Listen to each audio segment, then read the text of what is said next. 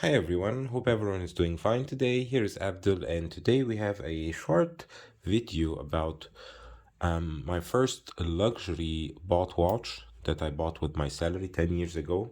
And I thought I'd made a video on it because I'm in a situation now where I have to start thinking about reducing again the collection, to start putting more new pieces to my collection. And I'm starting to think about which one to sell. I was thinking about selling this one, but the issue is the sentimental value as the first watch that I bought with the salary that I came here in Germany. So this one I got in 2013, so now we're in 2023, and this watch stayed 10 years with me until now. Didn't take it to service. I'll show you on the Timegrapher how it's performing. So just to give you a small specs list of the watch, this is the Datejust 16234 with rhodium Roman dial, so Roman numeral rhodium dial. We have the Jubilee bracelet, as you can see. It's a 1997 model, and we have white gold fluted bezel. So the watch, as you can see, is 36 millimeters in diameter, 44 lug to lug, so perfect size, 12 millimeter thickness with this crystal, sapphire crystal, and of course 20 millimeters lug width. So as I was saying, this was the first watch that I got here, and this was the first watch I got on Chrono 24. Second watch was the Tudor. I already sold the Tudor. I kept this one. Actually, the idea was to get the Submariner. And then in the summer, I was in Egypt, my home country, and I saw a lot of people who were wearing Submariners. And I was like, would I just get the whole bulk money in one watch, or should I get two watches, one to enjoy on the beach and one to enjoy at noon? And at that time, Tudor came out with the Black Bay 41, which is the red bezel one. And I bought it, and I bought this one, and I sold actually the Tudor, but this one, like I said, didn't sell. So let me know in the comment section what was your first watch. So definitely my first watch was, or my first automatic watch was, or still is a Seiko date complication with a mechanical perpetual calendar, which was given to me by my dad. And I can let you see it here. This is the one. So it's very sentimental for me.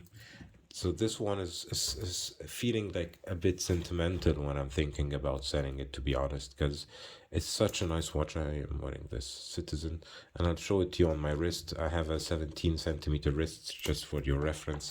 And a lot of people have a friend who's wanted to buy a Datejust, or wants to buy a Datejust, and he's thinking about 41. He even has a smaller wrist than me, but I don't know why he wants to get the 41, maybe wrist presence, but I think the 36 is just perfect. I really like the 36 millimeter size. And the whole idea about this watch is that my grandfather, may he rest in peace, had a Datejust 1601 rose gold.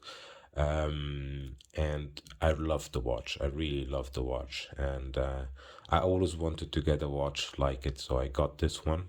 And when my grandfather passed away, he gave me the other Datejust. So now I have two Datejusts. So that's my dilemma, that I have two watches, same same size, same shape, different steels. This one is much more wearable because of this monotone look. So you could wear it with anything, and it would go with anything. But at the same time, I need to sell some watches, so I'm really contemplating it, but still didn't take a decision yet. So let's see. Anyways, so this was it. I'll put it on the Timegrapher so you can guys see the how the watch is performing. So as you can see, 3 seconds, 313 amplitude, a little bit of beat error, but quite excellent, let's say, numbers that, yeah, I don't need to take it to service anytime soon. So finishing up the video, as you can see, it has a lot of small scratches on the bracelet also as well, on the clasp, on the sides. So it got a lot of wear from my side and still ticking quite excellent. So that's why my favorite watch is still, and due to the sentimental value and due to the idea that a Datejust is as good a watch on the beach as it is in a meeting room or a boardroom. It's not pretentious, it looks great, the size is excellent. I really, really like this watch, and really contemplating on keeping it, maybe selling a couple of other pieces and leaving this one because of the sentimental value.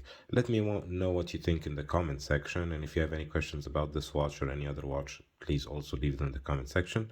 And this is an invitation to like, subscribe, and hit the bell button, and hopefully see you in the next one. Bye bye, everybody.